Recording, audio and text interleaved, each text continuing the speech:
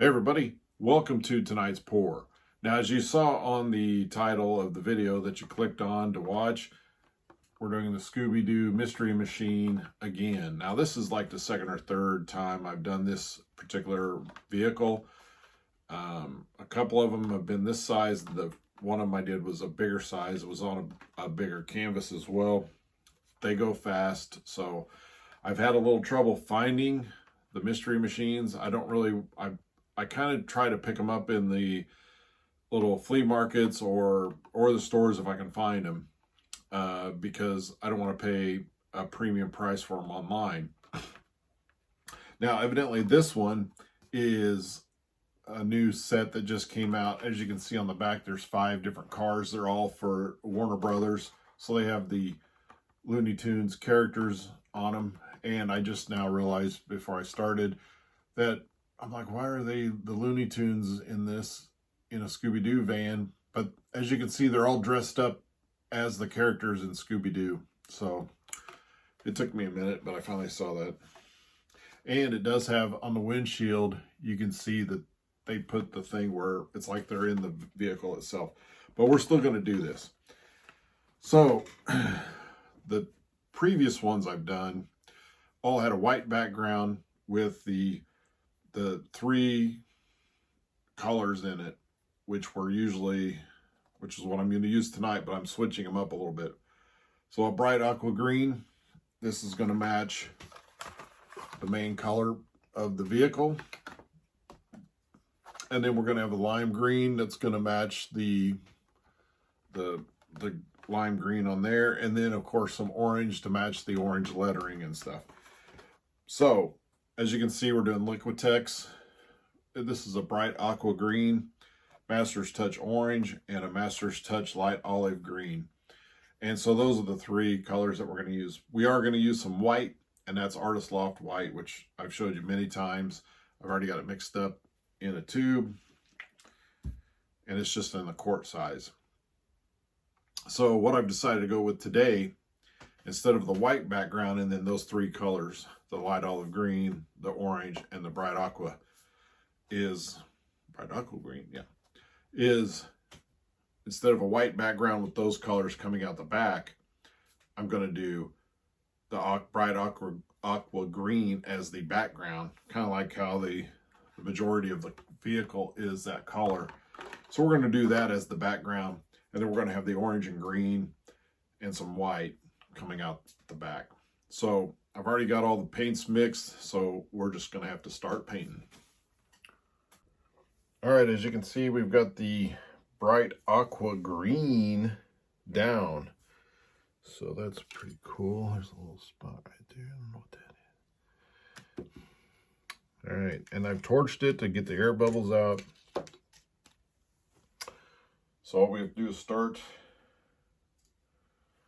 I think I'm going to go with some orange first. Ooh, look at that orange on that. Ooh. And then we'll put the green.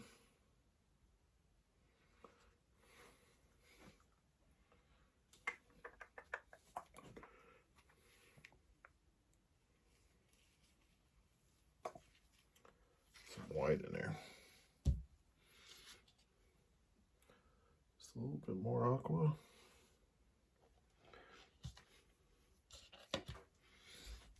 Do a quick torch.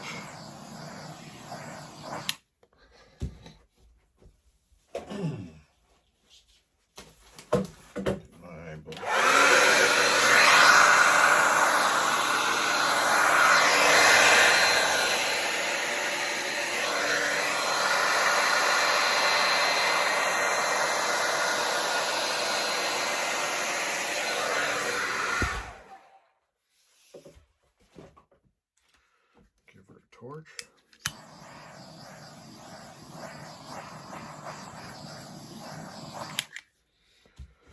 Now, usually when we do a Dutch pour, I don't use all the paint because I want to add some more usually at some point or another. So I just want some green in there. Put a little bit right there too, just to kind of clean up that spot there. I've got quite a bit of orange, enough white. And maybe a little bit of white over here.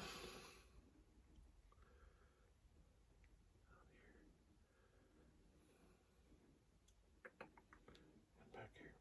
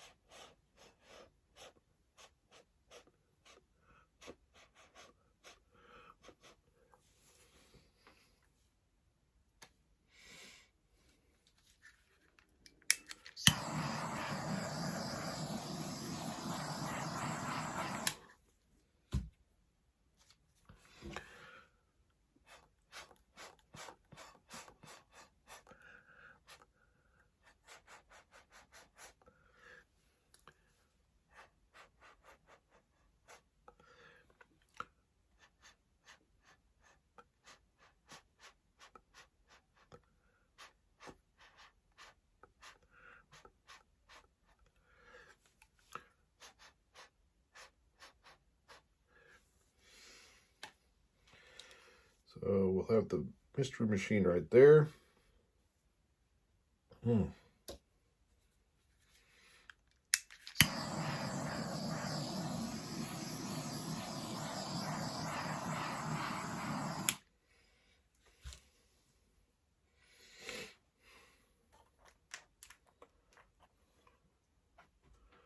We'll do a little manipulating on it. Let's see, I'll get me a paper towel here.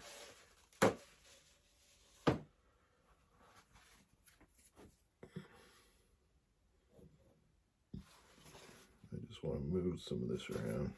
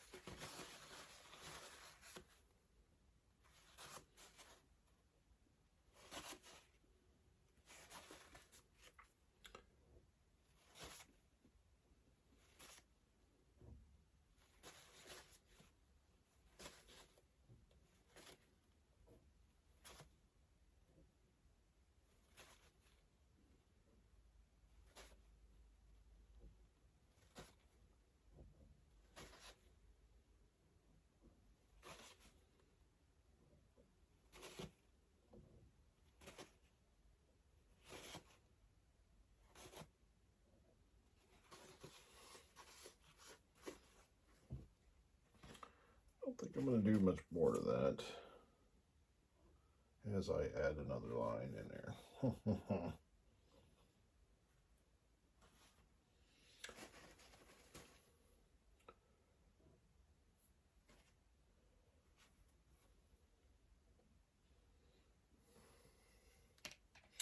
All right, so we'll have the mystery machine right here, maybe a little bit right there.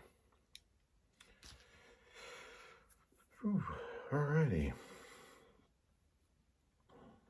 I think that'll do her. All right, as you can see, this has dried, and I got the back taped. So I like the color of that. I'm gonna put the car right there. Pretty much matches the color. It could be a little darker, but that's perfectly all right. So it's gonna look good right there. So we have the car ready to go. I've got the resin mixed. We're using Promise Epoxy. Used to be Pro Marine. As I said, I got the back taped 10 by 20 canvas. We're using 7 ounces of resin.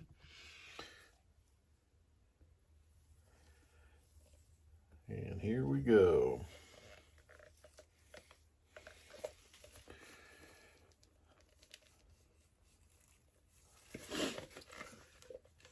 So we'll try to get out as much as we can, because you want to use all the resin you can out of here. Resin is expensive product, and so we want to use up as much as we can. We don't want to waste any, although we won't be able to get all of it out, and it will build up on the inside of your cup and start piling up as it dries. And I do have a tutorial video on how to remove that, because that cup, I removed it the last painting that I resined. I removed it right before I used it, and so that one, it's almost like having a brand new mixing cup. So I don't have to buy. I'd hate to go through one every painting I do. That'd be piling up on some money there. Just on those cups. They're not too expensive, but still. Buck here, buck there. Adds up. And so you can check that out if you'd like. It's on my list somewhere on the videos side. You can see it. I also have a tutorial on how to remove your tape and everything. So it's a few tutorials on there. Just let me get my chair up here and sit down.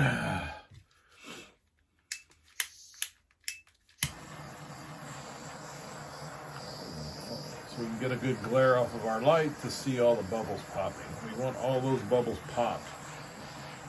I have had some people come into my booth when I'm doing a craft fair, and they've worked with resin and they want to know how I get it so shiny, so glass looking, so clear. And I say, torch, torch, torch, baby. You gotta torch it, and that's what I do. I torch, torch, torch, so I can't really see any more of those little bubbles popping, because I do not like. I like to see when the light hits it. I like to see it just flat, like a piece of glass, not have any defects in it. Because boy, you can see those defects. Now I usually get a couple here and there. And then of course on a canvas, if you don't support the bottom, which I don't really do, but it leans in, so it kind of will, oh, I stuck my finger right in the resin. So it leans, the weight will kind of pull the canvas down in the middle, so it'll pull the resin in, so you'll kind of get a little on the edges. But I don't know if I just have learned to live with that now, because most of my paintings do that. But there is a solution to that. You can either prop it up, or you can actually give another coat, but then you're using twice as much resin. Now I had a defect on one I did, my Spider-Man one that I did, because I used silicone in that, because it wasn't a Dutch pour, it was a swipe. So I used silicone in it, and then I usually, instead of cleaning the canvas, which a lot of people say you need to do, because the silicone will separate your resin and make big blotches in it, and that does not look good. But what I do is I take it and I give it a 2 or 3 coats of glossy enamel spray. So I coat it with that, and that seals that in. And so my Spider-Man one I did right at the top, there was a big separation right there, and evidently I didn't get it sealed well enough, so I had to put another coat of resin on it, and it looks perfect. It's a little heavier than the normal ones, but it'll be all right. It'll be okay. It fixed it right up, and it fixed the sides. So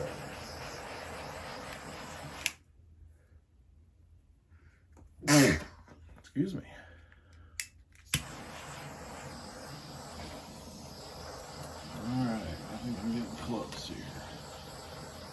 Still see a few though there. And on this end. I think this one's pretty good.